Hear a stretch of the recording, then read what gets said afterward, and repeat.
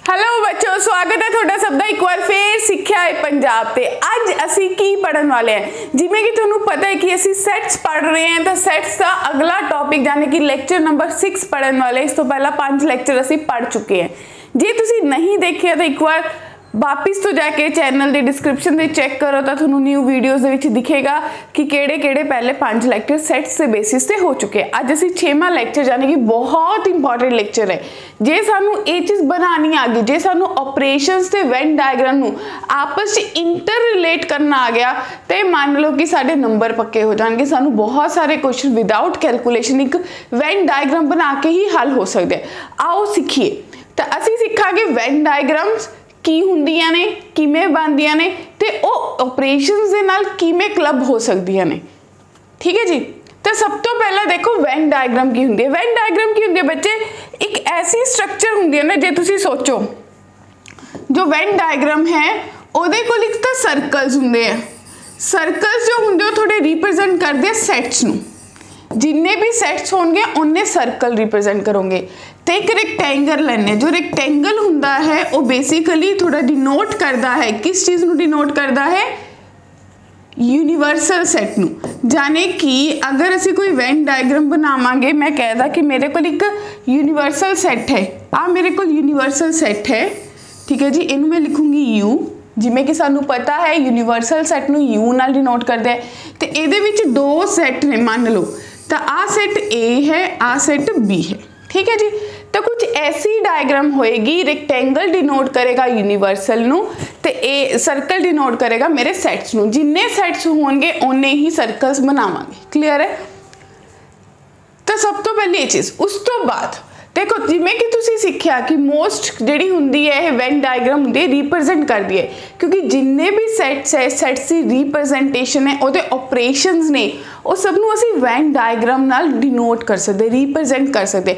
क्यों कर सकते? क्योंकि जिमें ही असी वेन डायग्राम की हैल्प लवांगे अपने क्वेश्चन नू हल करन लई, सॉल्व करन लई, तो उत्थे जाके साडी कैलकुलेशन बहुत ईजी हो जाएगी। सानू कुछ भी लिखना ही नहीं पएगा। तो अल्टीमेटली कॉम्पीटिशन के लैवल से तो मैनू ऐसा ही कोई तरीका चाहिए है जिहदे विच मैनू लिखना घट पवे तो मेरा आंसर जल्दी आ जाए। ठीक है।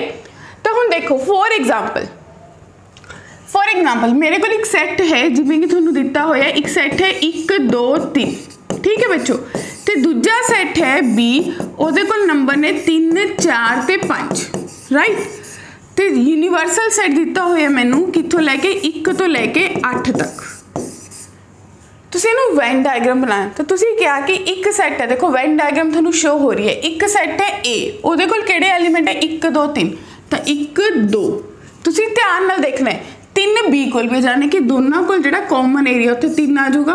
तो 1 2 3 ए दे पार्ट हो गए, 3 4 5 बी दे पार्ट हो गए। यूनिवर्सल कोल क्या? 1 तो लैके 8 तक। तो 1 तो लैके 5 तक नंबर आ गए, 6 7 8 दोनों सर्कल तो बाहर आ गए। तो ओवरऑल जेड़े थोड़े सैट दे विच भी एलीमेंट कंटेन कर रहे हैं, वो भी तो यूनिवर्सल दे ही पार्ट ने। तो तुहानू ये पता चलिया कि एक वेन डायग्राम नू किवें रिप्रेजेंट किया जाता है। हुण देखते हैं कि ऑपरेशंस ते वेन डायग्राम का आपस की लेना देना। ऑपरेशन ते वेन डायग्राम, क्योंकि तुसी डिफरेंट टाइप्स ऑफ ऑपरेशन पढ़ने हैं, तो हुण वेन डायग्राम किवें रिप्रेजेंट करांगे उस चीज़ बारे गल करांगे। तो सब तो पहला ऑपरेशन है मेरे को यूनियन। बच्चों यूनियन का मतलब हुंदा है बेसिकली और जो चीज़ ए ते बी दोनों कोल होवे। यूनियन मीन्स अगर union of A and B लिखूंगी, ए बी। ठीक है जी।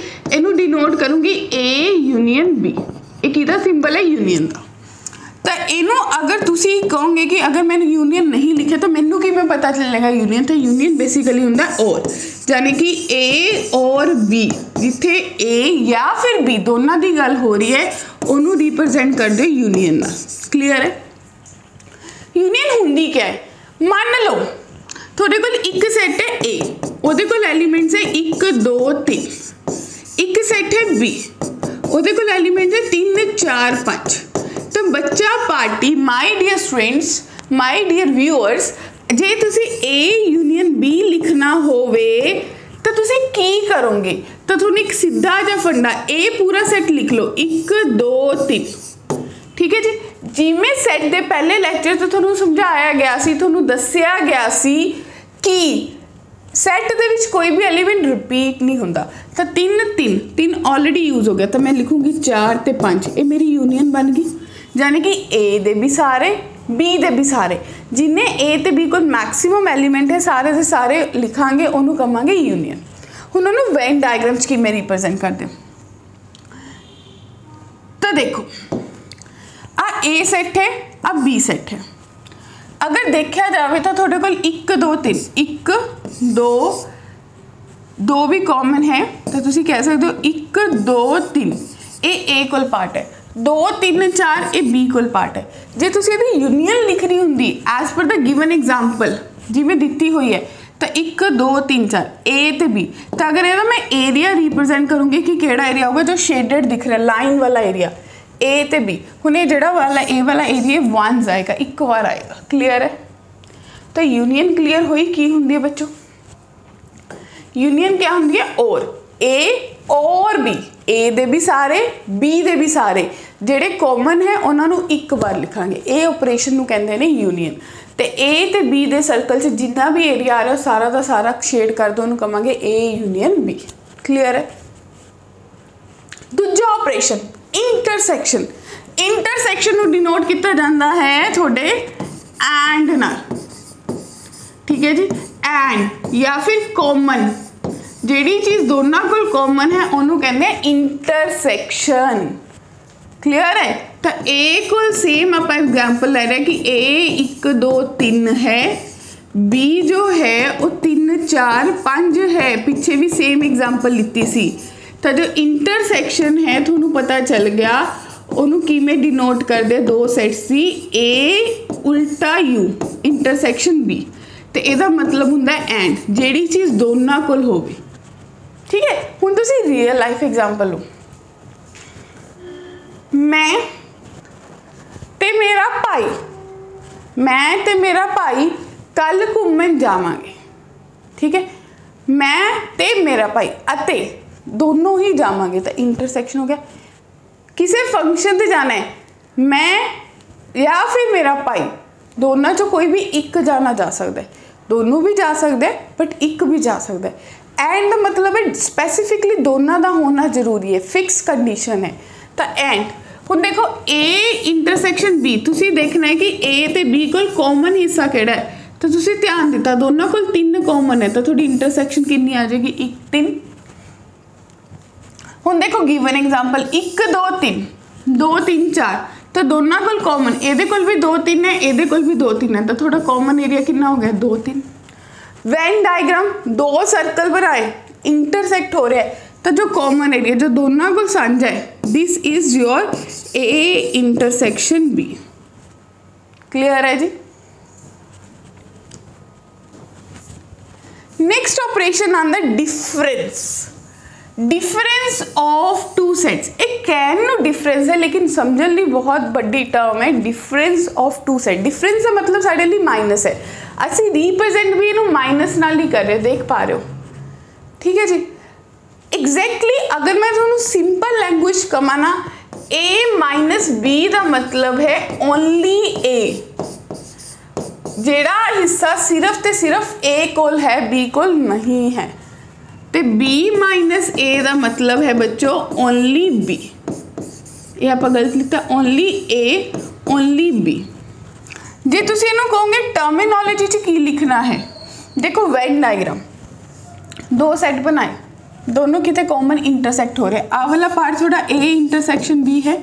हुण तुसी कह रहे हो कि ए माइनस बी, मैं क्या ओनली ए, वो हिस्सा जो सिर्फ ते सिर्फ ए कोल है, बी कोल बिल्कुल भी नहीं है, तो सिर्फ बी वाला हिस्सा। तो तुसी कह सकते हो कि जो ए माइनस बी है वो किदे बराबर होएगी? वो बराबर होएगी ए सैट चो ओदी इंटरसेक्शन माइनस कर दो, ए सैट चो ओदी इंटरसेक्शन माइनस कर दो, थोड़े को ए माइनस बी आ जाएगा। इन द सेम वे फटाफट आ जाओ कि अगर बी माइनस ए लिखना होवे तो तुसी की लिखोगे कि बी सैट चो ओदी इंटरसेक्शन माइनस कर दो, तो थोड़े को क्या बन जाएगा? Only B.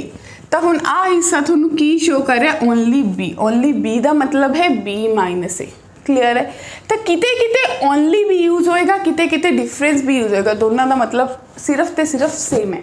हुण एक चीज़ देखो, जे तुहानूं ये सारी चीज़ां डायग्रामेटिकली आ जान, वेन डायग्राम दे रिप्रजेंट करनी आ जान, तो थोड़ी बहुत सारी चीज़ें सॉर्टेड हो जाए। क्लीयर है। आओ देखिए अगला आ गया सिमेट्रिक डिफरेंस। सिमेट्रिक डिफरेंस कुछ भी नहीं है, वो ऐसा है, इनू डिनोट किया जाता है ट्राइंगल। तो ए ट्राइंगल बी जो है वो बेसिकली क्या होंगे, वो होंगे A minus B union B minus A. ठीक है, या फिर तुम लिख सकते हो ए यूनियन बी दे विचों ए इंटरसैक्शन बी घटा दो, या फिर तुम कहना चाह रहे हो only A union only B. Clear है। ये थोड़े अपने मन की कहानी है भी तुम उन्होंने किमें समझ पा रहे हो। तो देखो दो शेड दिख रहे हैं, ओनली ए ते ओनली बी वाला हिस्सा ले लो, इंटरसैक्शन छड़ दो। तो सब तो बेस्ट वे केड़ा हुंदा है कि यूनियन दे विचों इंटरसैक्शन माइनस कर दो, वो थोड़ी क्या बन जाएगी, symmetric difference of two sets. Clear है। कॉम्प्लीमेंट, कॉम्प्लीमेंट क्या होता है माय डियर स्टूडेंट्स, तुहानूं सबनूं पता है कि एक सैट हुंदा है, एक यूनीवर्सल सैट हुंदा है। सर्कल नाल सैट रिप्रेजेंट करते हैं ते रेक्टेंगल नाल यूनीवर्सल। ठीक है। मैनू हमेशा यूनीवर्सल सैट डिफाइन होंदा पर्टिकुलर सिचुएशन दे बिल्कुल लास्ट लेक्चर जो इस तो पहला वाला सी पढ़िया सी उहदे च सीखिया सी। ते मैनू ए सैट पता है 1 2 3 4 5। कॉम्प्लीमेंट क्या होंदा है, बेसिकली ए कॉम्प्लीमेंट जो होंदा उहनूं डिनोट ए डैश या फिर ए दे उपर बार ना करते। ਇਹਦਾ मतलब होंदा है ए नू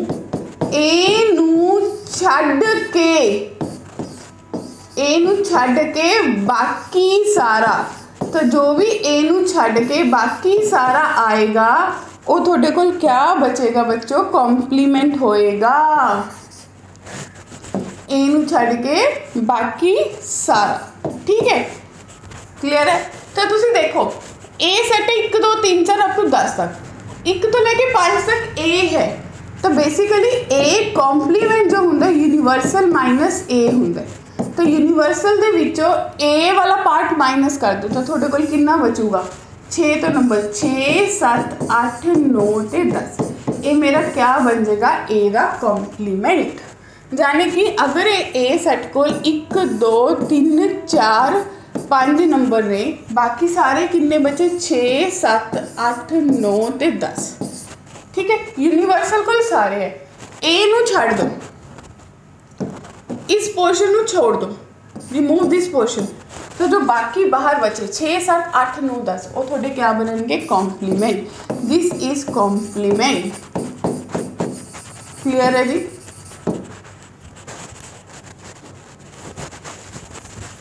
हुण कुछ प्रॉपर्टीज ऑफ कॉम्प्लीमेंट होंदियां ने, ये सारे कुछ लॉज होंदे ने कॉम्प्लीमेंट दे बेस पे, थोड़ा थोड़ा पढ़ते हैं बट इन्हों in detail with Venn diagram अगले लेक्चर में लॉज ऑफ सेट्स विच पढ़ांगे। तो सब तो पहला कॉम्प्लीमेंट लॉज क्या होंदे ने, कहते कि अगर ए नू ए कॉम्प्लीमेंट, हुण तुसीं देखो एक छोटी जी डायग्राम बना लो,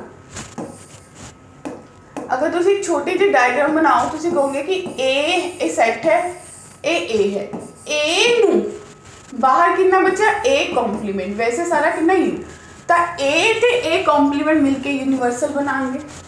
राइट। ए अंदर है, ए कॉम्प्लीमेंट बाहर है, दोनों की इंटरसेक्शन 5 आएगी, देख पा रहे हो। अगर किसी सेट का कॉम्प्लीमेंट का कॉम्प्लीमेंट कर दो तो किधे बराबर आ जाएगा, ए सेट के बराबर आ जाएगा। एम्प्टी सेट का कॉम्प्लीमेंट यूनिवर्सल, यूनिवर्सल का complement empty. Right. De Morgan's law बहुत इंपॉर्टेंट लॉज ने। राइट। ए यूनियन बी का कॉम्प्लीमेंट, ए यूनियन बी का कॉम्प्लीमेंट बहुत ध्यान नाल देखो, हमेशा मैं बहुत यूनियन का कॉम्प्लीमेंट उल्टा करना है, ए का कॉम्प्लीमेंट बी का, यूनियन का complement intersection, in the same way intersection का कॉम्प्लीमेंट यूनियन। तो समझ आई De Morgan's law. De Morgan's law बहुत इंपॉर्टेंट है, बहुत जगह पे बेस पे क्वेश्चन पूछा जाता है। यूनियन का इंटरसेक्शन, इंटरसेक्शन का यूनियन, कल्ले कल्ले का कॉम्प्लीमेंट हो जाएगा। देखो हम तो कह रहे हैं कि डी मॉर्गन लॉ प्रूव करो, prove the D Morgan's law. तो बच्चों यूनिवर्सल सेट दिता होया मेरे को 1 2 3 4 ते 5। ठीक है जी।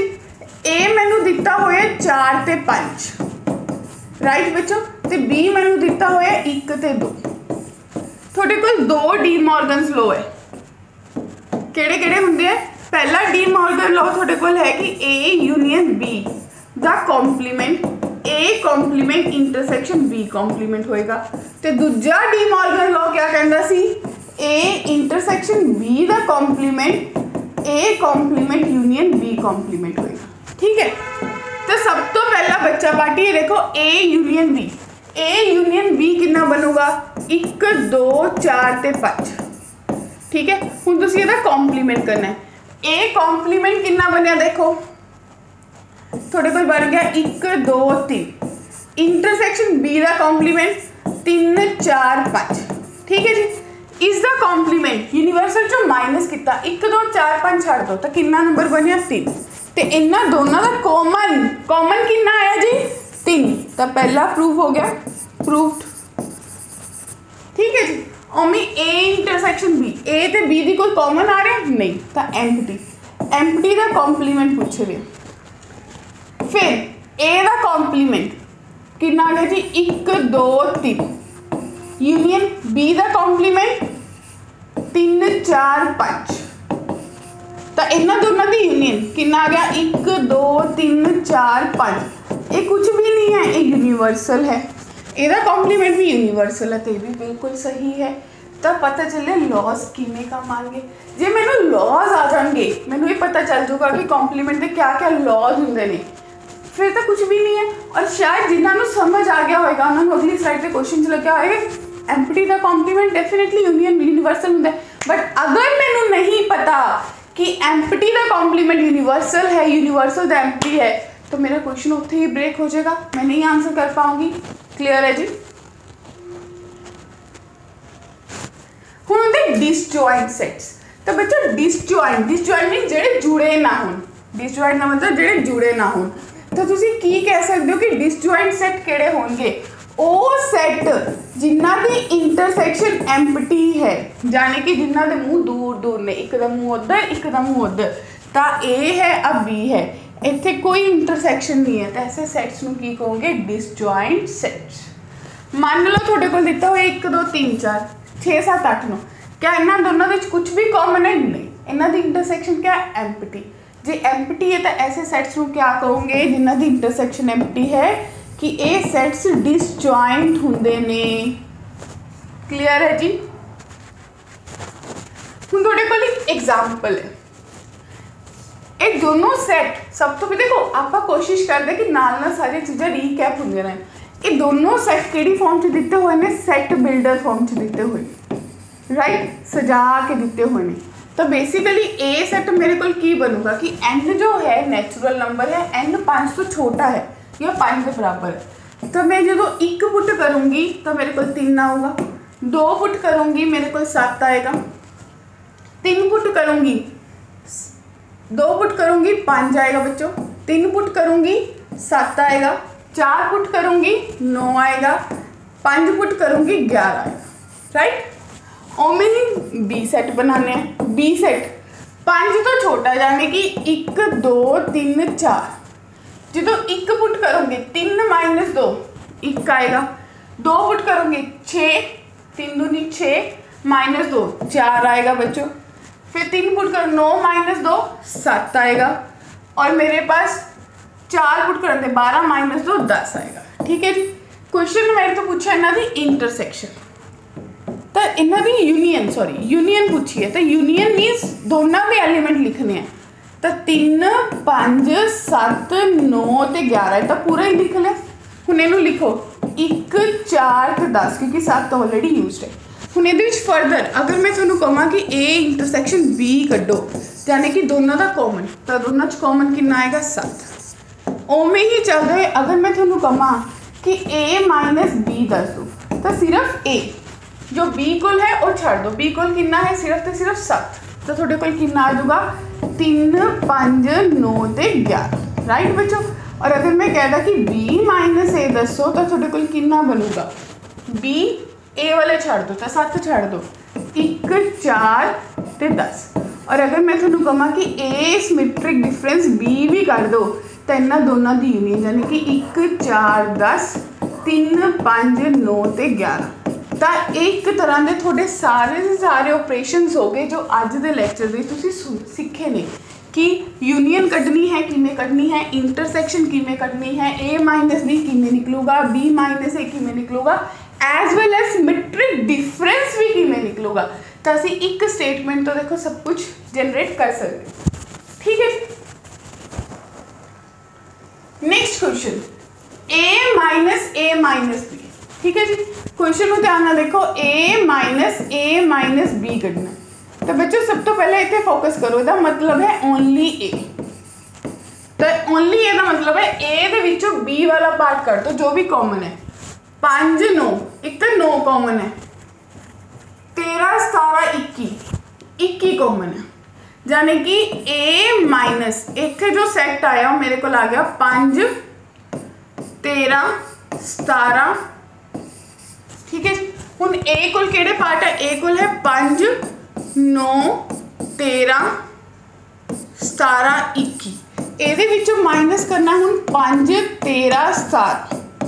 ਹੁਣ ਤੁਸੀਂ ਫਿਰ ਧਿਆਨ ਨਾਲ ਦੇਖੋ ਇਹਦੇ ਵਿੱਚੋਂ ਇਹ ਪਾर्ट माइनस करना तो जो एलिमेंट 2 बचे तो 9 ਤੇ 21 मेरा फाइनल आंसर आएगा। ध्यान ਨਾਲ फोकसली सब तो पहला अंदर वाली ब्रैकेट सॉल्व करो। ए माइनस बी सॉल्व किया, जो भी आंसर बनया उन्होंने हुण ए चो माइनस करता। ए दे वो पार्ट आएंगे जो ए च नहीं एग्जिस्ट कर, ए माइनस बी च नहीं एग्जिस्ट करते, तो ए माइनस बी दे पार्ट छड़ दो तो 9 ते 21 पार्ट बचे। क्लियर है। नेक्स्ट क्वेश्चन है एक्स मेरे को कोई सेट है जिसको एलिमेंट ने 1 2 3 4 ते 5। ठीक है जी, the number of ordered pair y and z that can be formed such that y is subset of x and z, x and z is subset of x, y intersection z is empty is। J y से z का intersection empty है, x दिता हुआ है, जो y है वो x का सबसेट है, z है वो भी इसका सबसेट है, यानी कि कुछ ना कुछ एलिमेंट्स है बट दोनों का कुछ कॉमन नहीं है। क्लियर। तो हम दूसरी दसना है number of different ordered pair y ते z के कितने नंबर ऑफ ऑर्डर्ड पेयर्स बन सकते हैं। तो देखो तुसी 5 जो कोई भी 3 एलिमेंट ले सकते हो, जो x ਨੂੰ दोगे फिर y ਨੂੰ दोगे, फिर उन्होंने रोटेट करोगे। एग्री। मान लो कि मैंने 1 2 3 एलिमेंट x ਨੂੰ दिते तो y z कोल केड़े एलिमेंट y ਨੂੰ दिते। ठीक है जी, तो z कोल केड़े बचे 4 ते 5। फिर ये सेम आपस में रिपीट करेंगे। फिर अगर 1 4 5 इनू दिते तो 2 ते 3 इनू देते। फिर अगर 2 4 5 इदा करके रोटेशंस करोगे तो थोड़े को कितना आंसर आएगा, जो भी आंसर बनेगा वो ट्वाइस हो जाएगा। तो तुसी देखो इसका आंसर कितना बनेगा। आई गेस इसका आंसर सी बनेगा 2 दी पावर 5, क्योंकि हर चीज़ में 2 बार पॉसिबिलिटीज है, वो एक्स ली भी है वाई ली भी है। नेक्स्ट एक नंबर सेट दिता हुआ है एक्स 4 दी पावर n माइनस 3 दी power n minus n, n belongs to natural number. तो y दिता हुआ है n 9 इंटू n माइनस 1। तो दसना है x से y यूनियन y कितना होएगा। तो बच्चों x दिता हुआ है 4 दी पावर n, 4 दी पावर n जो n 1 पुट करोगे तो थोड़े को नंबर कितना बनूगा। देखो 4 माइनस 3 माइनस 1 0, जी तो 2 पुट करोगे 4 जो कि 16 माइनस 6 माइनस 1 9 बनूगा। फिर जी तो 3 पुट करोगे कितना आएगा जी, जो 3 पुट करोगे चौकम जो कि 16 चौके 64 माइनस 4 ते 12 माइनस 1, यानी कि थोड़े को बन जाऊगा 51। राइट 51। तो इधर के कुछ नंबर बनने, पहला 0 बन गया 1 पुट करन दे, फिर 9 बन गया, फिर थोड़े को 51 बन गया एंड सो ऑन इधर चलेंगे। ओमें ही थोड़े को वाई के भी कुछ नंबर्स बनने, वाई को बन जाऊगा 9 इंटू n माइनस 1, 1 पुट कितना 0 आएगा, 2 पुट कितना 9 आएगा, 3 पुट कितना 3 माइनस 1 3 माइनस 1 2 9 दूनी 18 आ जाएगा। फिर 4 पुट करोगे 4 माइनस 6 27, फिर कितना पुट करोगे जी 5 36 एंड सो ऑन, इदा के कुछ नंबर बननगे। पहले वाले चीज दोबारा देख लो कि 0 पुट 1 पुट किया दैट्स ओके 0 बनया, फिर 2 पुट किया चौकम चौकी 16 बनया, 16 माइनस 6 माइनस 1 9 बनया, फिर तीसरी बार चौकम चौकी 16 चौकी 64 64 माइनस 12 3 पुट किया ना ओके, तो इतने 9 आऊगा जी और 9 माइनस 1 54 राइट। फिर इतने भी थोड़े को कितना बन जाएगा, अगली बार 45 आ जाएगा और एक बार हाँ जी फिर अगली बार 54। हम तो नहीं दिख पा रहे कि ऊपर भी 9 के मल्टीपल है नीचे भी 9 के मल्टीपल है, ऊपर कुछ 9 के मल्टीपल स्किप हो रहे हैं, सोच के देखो ठीक है जी। इतने कुछ स्किप हो गया, इतने भी कुछ स्किप होंगे बट नीचे सारे है, तो तुम ये कह सकते हो कि x यूनियन y जो है वो बेसिकली y दे ही बराबर आ जाएगा, क्योंकि y को नंबर होएगा जो सारे के सारे नंबर्स को कंटेन करेगा, तो इसका आंसर y आएगा बच्चों। पार्टी ए असी कुछ पढ़िया थोड़े सेट्स ऑपरेशंस ऑफ सेट्स बारे with the help of Venn diagram. हुण अगले लेक्चर दे विच असी गल करांगे कि किवें वेन डायग्राम्स नूं असी यूज़ करांगे अपने कार्डिनल नंबर वाले क्वेश्चन विच। उत्थे जाके वेन डायग्राम्स, इत्थे तो वेन डायग्राम्स बहुत सौखे हैं बस बनाइए तो ठीक है, उत्थे एक्चुअल च इन्हां दा प्रैक्टिकल यूज़ होएगा। तो अगली वीडियो देखने लिए तैयार रहियो। हुण तक जिन्होंने लाइक शेयर सब्सक्राइब नहीं किया फटाफट लाइक शेयर सब्सक्राइब कर दो, फिर मिलांगे अगली वीडियो के कार्डिनल नंबर के नाल। Thank you.